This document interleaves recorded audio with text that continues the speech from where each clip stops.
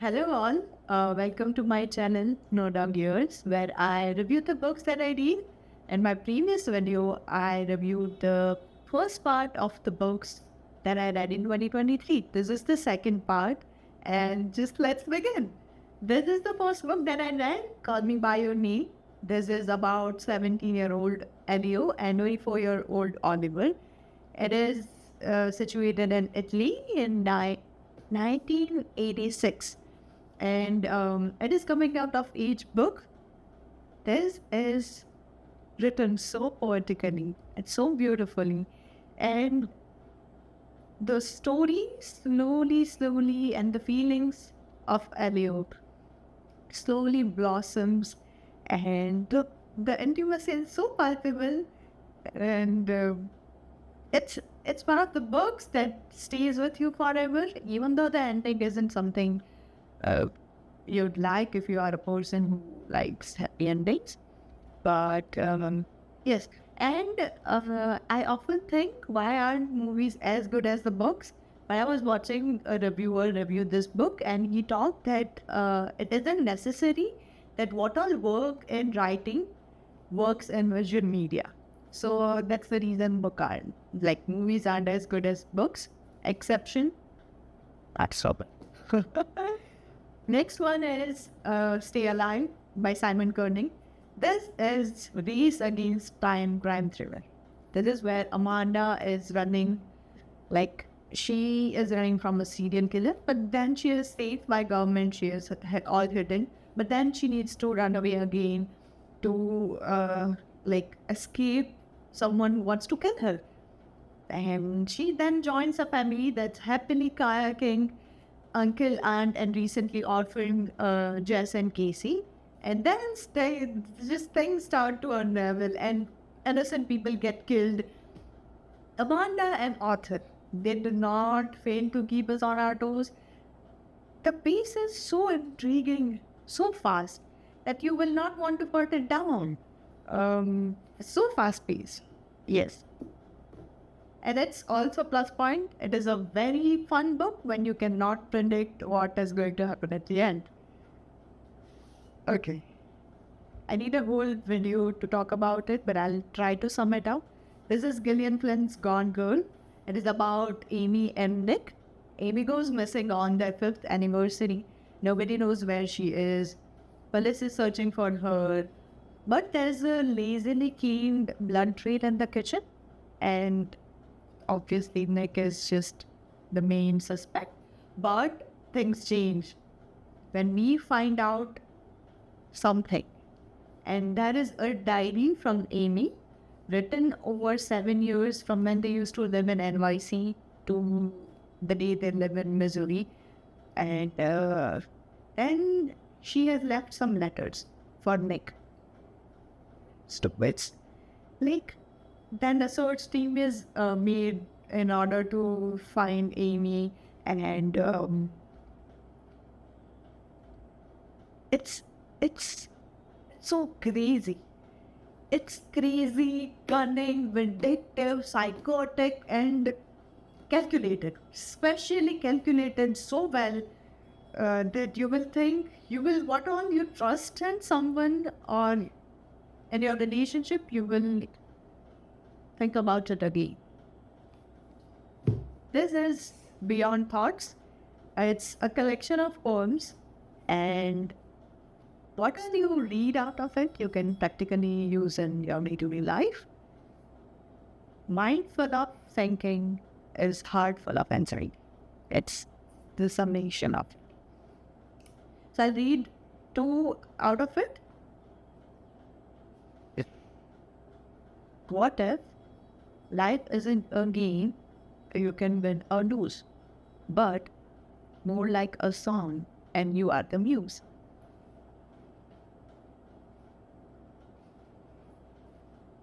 True freedom isn't in having complete control of our minds, but in the ability to be unattached to what happens in it. Very tiny poems with meaningful thoughts behind it. Next one is 5 people you meet in heaven. This book, oh God, it is aged so well. This is a book where the main character Eddie is 83-year-old and dies on his birthday, saving a girl from a falling cart because he works at a amusement park. Then he is, sent or just wakes up in heaven where he meets five people: his dad, wife, Ruby, Blue Man, and Captain. And there he is, understanding it, that what all actions, what all interactions that you have with anybody, or even the basic simple you crossing the road can have a major impact on someone else's life. And same was with everything else. The smallest thing can have the biggest impact. And he is also taught that he matters. He matters a lot. This book, the author, you may think this is a religious book. The author has done it so well that the spirituality overshadows the religious part in it. But there's typically nothing about religion in this book. But it's just heartwarming and heartbreaking at the same time. So I've extracted few quotes out of face and I'll read from this cute diary. Okay, so the first one is from this book, Five People You Meet in Heaven. In this book, Ruby says that holding anger is a poison. It eats you from inside. We think that by hurting someone, we hurt them. But hatred is a cold blade, and harm we do to others, we do to ourselves. And then the next one is, lost love is still love. It just takes a different form. That's all. You can't hold their hand, you can't toss in their hand. But when those senses weaken, then come to life. Memory. Memory becomes your partner. You hold it, you dance with it. Life has to end, Eddie. Love doesn't. Right. Next book is Don't Believe Everything You Think. It teaches you how your brain works, what is overthinking, what it does to your body, and how to control your brain. And this thing I just came up on my own, that self-help books are like maths. In school, you are taught that 5 plus 7 is 12, but you are not taught all the calculations that are out there. But you are taught the principle to how to solve it. So self-help books, they give you the solutions, the formulas to work on and get the solution. But they don't necessarily just drop the solution on your lap. So you need to work. I've heard people say that self-help books are shitty and they don't work, but it's true, are not implementing it well. But right, I have one quote from this book. To find everything you are looking for in life, you must look inside yourself and discover the wisdom that exists within you. Okay, next up, the cutest thing I read throughout the year. This is Heartstopper series. This consists of 4 graphic novels and 2 novellas. This is about Nick and Charlie, and they are so cute. They are so cute. The books are so cozy. It's very wholesome, and it teaches you about body image, mental health, coming out of closet, and it teaches you a lot of things. If you are someone who is confused about their identity, give it a go and you will learn a lot of things. It is so genuine. The love is so genuine, and it also talks about eating disorder and identifying yourself. Yes. Next up is Solitaire. This is about Tori. She is sister of Charlie, like Charlie's elder sister. She is in 12th grade. She is depressed. She just loves to blog and sleep. But then there is a team called Solitaire in the school that is doing pranks on this entire school, and she somehow gets entangled in it. And there is another that is the mystery that gets solved at the end. And then there is another character, Michael. And after all the people that she doesn't let in her life, she lets in Michael. They help each other somehow, and then there is at the end. Yeah, I can't tell you that. Okay, read it.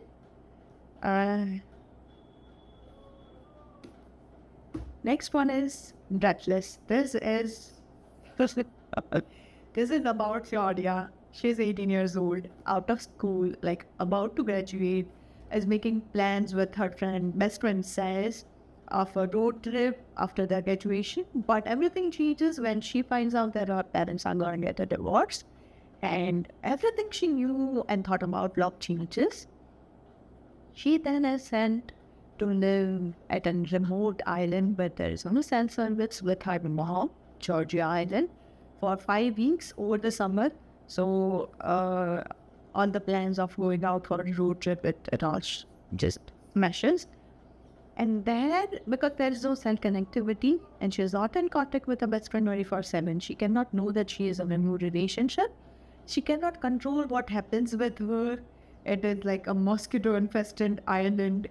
But then there is a boy, a barefoot, bodacious boy, Jeremiah, and they start like being together, like friendship, not being together.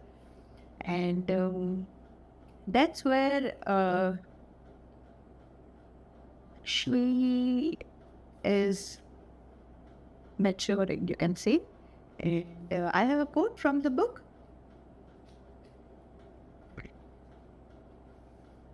What makes someone stop loving you? One day there is love, next day there isn't. Where does it go? Something that lived and breathed like that, how can it just vanish?